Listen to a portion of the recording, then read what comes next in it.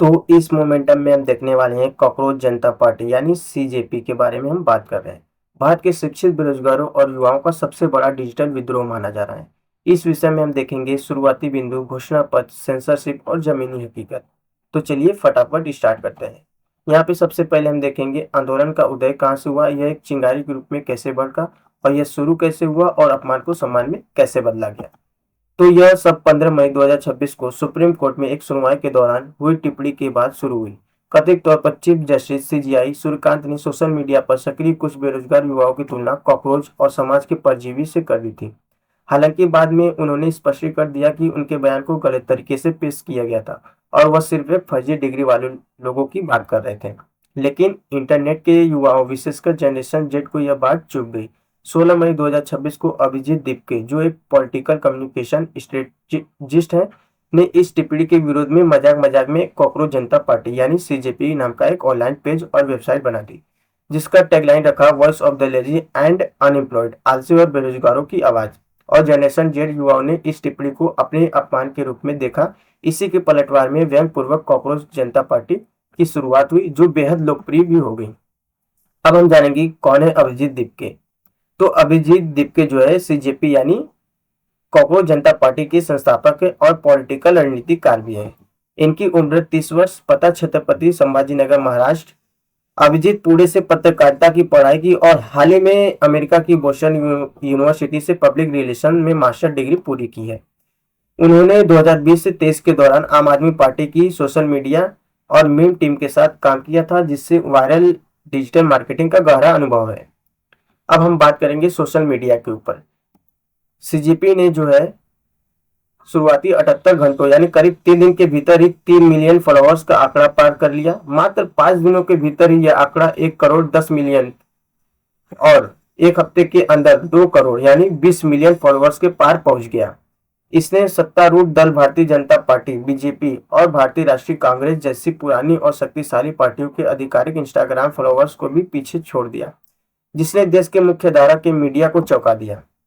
यहाँ पे आप देख सकते हैं सीजेपी के अलावा जो है यहाँ पे फॉलोअर्स की लिस्ट दी गई है, जिसमें सीजेपी के आप देख सकते हैं फॉलोअर्स 21.8 मिलियन फॉलोअर्स है और कांग्रेस के 13.3 मिलियन है एंड भारतीय जनता पार्टी की 8.8 मिलियन है एंड आम आदमी के 6.2 मिलियन फॉलोअर्स है। तो किस तरह आप देख सकते हैं जो है सीजेपी के फॉलोअर्स कुछ ही दिनों में कहां तक पहुंच गए। यह चार्ट दर्शाता है कि किस प्रकार सीजेपी ने कुछ ही दिनों में सोशल मीडिया एंगेजमेंट के मामले में दशक पुराने स्थापित राजनीतिक तंत्र को भी पछाड़ दिया है। अब हम देखने वाले हैं 7 दिनों की क्रांतिकारी टाइमलाइन, अपमान से लेकर आक्रोश तक। तो 15 मई को सीजीआई ने बेरोजगारी पर एक टिप्पणी दी, जिसे कॉकरोच से जोड़ा गया। और 16 मई को अभिजीत दीपके ने सीजेपी पेज और वेबसाइट लॉन्च किया। फिर 20 मई को फॉलोअर्स की संख्या 15 मिलियन के पार हुई, जिससे वायरल सनसनी फैल गई। फिर उसके बाद 21 मई सीजेपी के जो एक्स ट्विटर अकाउंट को भारत सरकार के द्वारा ब्लॉक किया गया। फिर 22 मई को बेंगलुरु पुलिस ने ऑफलाइन विरोध की अनुमति देने से इनकार कर दिया गया।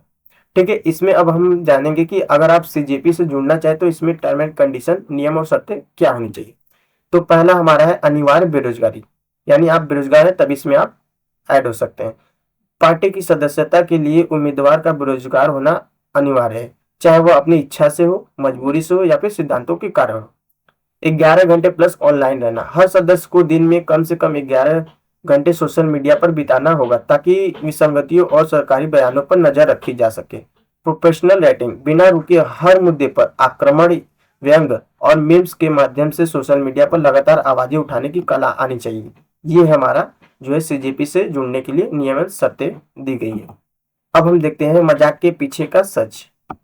न्यायिक जवाबदेही और सुधार, सुप्रीम कोर्ट या हाई कोर्ट के सेनापति न्यायाधीशों के रिटायरमेंट के तुरंत बाद राज्यसभा से अन्य राजनीतिक नीतियों पर पूर्ण प्रतिबंध हो। सख्त दलबदल विरोधी कानून, जो भी विधायक या सांसद चुनाव जीतने के बाद निजी स्वार्थ या लालच में पार्टी बदलते हैं, उन पर 20 साल के लिए कड़ा चुनावी प्रतिबंध लगाया जाए। संसद में 50% महिला प्रतिनिधित्व, संसद के निचले और उच्च सदन में महिलाओं के लिए बिना देरी किए सीधे 50% सीटों का आरक्षण सुनिश्चित किया जाना चाहिए। रोजगार का अधिकार और बेरोजगारी भत्ता, देश के हर शिक्षित नागरिक को रोजगार मिले और जब तक काम न मिले तब तक सरकार द्वारा सम्मानजनक मासिक बेरोजगारी भत्ता दिया जाए। अब हम देखेंगे जमीनी कार्रवाई। ठीक है, सीजेपी ने साबित किया कि यह सिर्फ सोशल मीडिया का ट्रेंड नहीं है। भारत के कई राज्यों हरियाणा, बिहार, पश्चिम बंगाल, कर्नाटक में इसके हजारों युवा सदस्य जमीन पर सक्रिय हो गए हैं।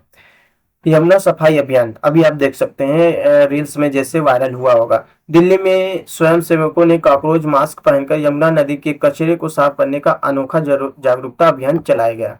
रोहतक, बेंगलुरु और पुणे जैसी जगहों पर युवाओं ने परीक्षाओं की धांधली जैसे नीट, यूजी पेपर लीक के खिलाफ ऑफलाइन प्रदर्शन आयोजित भी किए। इसमें जो है डिजिटल सेंसरशिप में क्या है कि अकाउंट को, जो सीजेपी का अकाउंट ट्विटर है उसको ब्लॉक किया गया सरकार के द्वारा, और हैकिंग और धमकी भी आरोप इनके ऊपर लगने लगे। संस्थापक अभिजीत दीपके का आरोप है कि उनकी टीम के इंस्टाग्राम हैंडल को हैक करने का प्रयास किए गए। इसके अलावा उन्हें व्हाट्सएप पर सीजेपी बंद करो या मारे जाओ जैसी धमकियां भी मिल रही हैं। आलोचना और संदेह। आम आदमी पार्टी का गुप्त राजनीतिक प्रोजेक्ट। कई शिक्षाविदों और पूर्व नौकरशाहों जैसे आशीष जोशी ने आरोप लगाया कि सीजेपी एक स्वतंत्र नागरिकों का आंदोलन नहीं बल्कि आम आदमी पार्टी का एक गुप्त डिजिटल पीआर प्रोजेक्ट है। संस्थापक अभिजीत दीपके ने अतीत में आम आदमी पार्टी के साथ अपने संबंधों को स्वीकार किया, लेकिन किसी भी वर्तमान फंडिंग से इनकार किया है। विदेशी बॉट्स के दावे का विवाद। आईटी सेल और समर्थकों ने दावा किया कि सीजेपी की 80% फॉलोअर्स पाकिस्तान, बांग्लादेश और तुर्की की बोगस बॉट से है। संस्थापक ने इंस्टाग्राम एनालिटिकल्स साझा कर इसका कड़ा जवाब दिया, जिससे स्पष्ट हुआ कि 94% फॉलोअर्स जो है भारत के वास्तविक युवा है। लोकतंत्र और व्यंग। यह युवाओं के भीतर पनपे बेरोजगारी, महंगाई और नीट पेपर लीक जैसे मुद्दों के गहरे आक्रोश का प्रदर्शन है। स्वस्थ लोकतंत्र में व्यंग और स्टाइल पर प्रतिबंध लगाना अत्यंत निराशाजनक कदम है। यहाँ पर मेरे कुछ प्रश्न और उत्तर है। आप एक डिजिटल अकाउंट ब्लॉक कर सकते हैं पर करोड़ों आवाजों को नहीं। क्या कॉकरोच जनता पार्टी भारत में युवाओं के गुस्से को एक गंभीर वैकल्पिक राजनीतिक दिशा दे पाएगी या केवल सोशल मीडिया का एक अल्पकालिक गुस्सा साबित होगा?